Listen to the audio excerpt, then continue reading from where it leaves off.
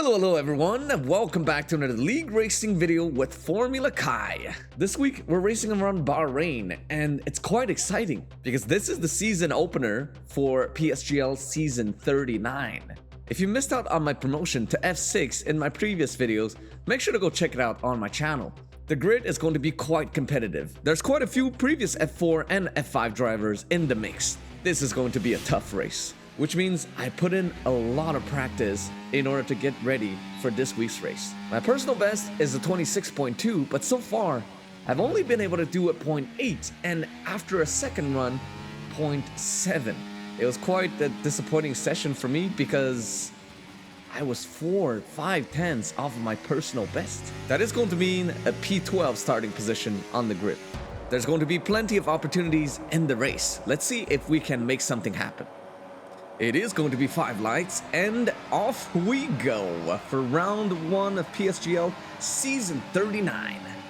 Off the line, it is an okay start. Most people opted to go on the hards to start with. And I'm going to take it very safe here because I do not want to lose my front wing. Also, since we're racing against new drivers, I want to give myself a bit more leeway to see just what type of driver am I dealing with, and to just get into a rhythm and do my own race. Very select few, like the Ferrari here, is on the soft tires, and already one guy has been spun around, which is exactly why I opted to go a bit on the safer side on this starting lap. The traction from those soft tires are just absolutely mental right now. Like, the difference in tire grip, there's not much I can do here, and that's not much any of the hard runners can do right now. But in the second stint, we are going to be much faster on lighter fuel. Currently, not too bad.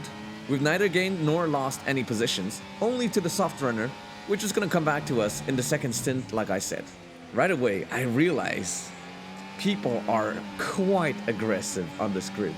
With reason. They got the pace, they want to push, they know their limits, but the kick here goes for a very weird move down the inside into the fast right in the third sector. I don't know why he tried to do that, but this is going to be a theme this race.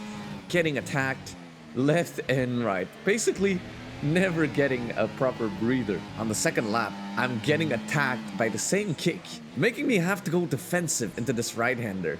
Absolutely crazy race so far. This is to be expected. As you rise through the divisions, competition is going to be more and more fierce, and they're battling really hard in front. One of the Astons goes around into turn 1, and I'm just gonna keep taking it chill here. In this first stint, there's no real reason to be fighting as hard as we are right now, as the kick goes for another brutal send down the inside. But he was not enough far alongside to be attempting that move right there. No harm done, however, and we move on. On lap 6, however, the Williams in front has lost DRS to our little train, and that is far from ideal. And there's a little hesitation from both sides as to who has to take the lead here. So we kind of lose an extra half a second there. And now it falls on to me to catch up to the lead train. At least I'm gonna try to. But on the same lap, one of the McLarens lag back. Either a screen freeze or something. It has to be. And Adam, he's been very fast all race so far. And in theory, he should be able to drag us back into the train. And he does just that. But he's also leaving me in the dust. The pace is absolutely through the roof, and I'm struggling to stay within his own DRS. However, he makes contact with one of the Alpines and spins around. That's not very ideal for his race, but good for us. And I'm gonna let the kick pass here because I need him to drag us back into the DRS. We need to work together here, but I don't want to get overtaken by the entire train. And we do just that. On the next lap, however, the Ferrari goes into the pit. His tires are absolutely cooked at this point. He cannot go for any longer. That allows us to move up to P8. However, I just feel like I'm not really in control in this race. I'm just kind of there, doing my best to hold on as the virtual safety car comes up on the same lap. That is good news for me because it's going to allow us to recharge a little bit of our battery before we go back on the charge again. But this also means that everybody's also going to have full batteries once we go green again. And the kick made a big mistake into turn 1, which means we are currently 2/10 out of the DRS. However, by working together, we managed to catch back up. Again, I have to go defensive here because the McLaren looked like he wanted to go for a little send. But now there's a 3-wide situation going into turn 3, and I tried to capitalize on it, use my ERS to go for the overtake, but however, I run out mid-straight, and we're gonna stick around the outside, but the McLaren gets a better run out of the exit, and that is going to push us wide. I have to leave room on the inside. He's more than alongside, and I go a little wide into the S's, still leaving room, and we're still side by side, going through this right-hander. I leave room on the inside, go for the wider line, try to get better exit, and turn 9 and turn 10 are fast approaching now, but I decide to back out because my ERS is running low. However, this means I'm going to be vulnerable to the Williams behind, who is also going to be using his battery to try to overtake me. I use whatever's left, try to hold on to the position. DRS is coming in really clutch here, but I am well under 10%. And when you are under that threshold, when you are in low deployment mode, you're missing so much engine power, it's crazy. And I have to let him go here, I have to concede the position. And in one lap, I drop down 2 positions. That is very not ideal.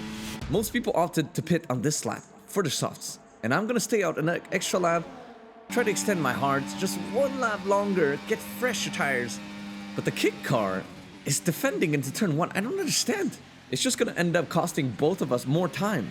I get it, you want to maintain track position into the pit lane, but if we battle like this, it's not good for neither of us. And we go side by side into turn 4. Yeah. Now, I'm concerned with the gap we're gonna have to the train when we come out of the pits. I wonder just exactly how much we lost on that in-lap. As we exit the pits, there's actually a driver on the mediums right now. But let me tell you, he's gonna be going at a snail's pace compared to us. And the gap to P9 is currently about 2 seconds. This means if we manage to gain about a second in the next coming laps, we have a good chance at making moves by the end of the race. And I'm gonna try to work together with the kick car here, the EVE driver, Trisky. Anyways, by the end of the lap, we've already caught up to the Alpine on the mediums, which goes to show how superior the softs are to the mediums as a tire choice.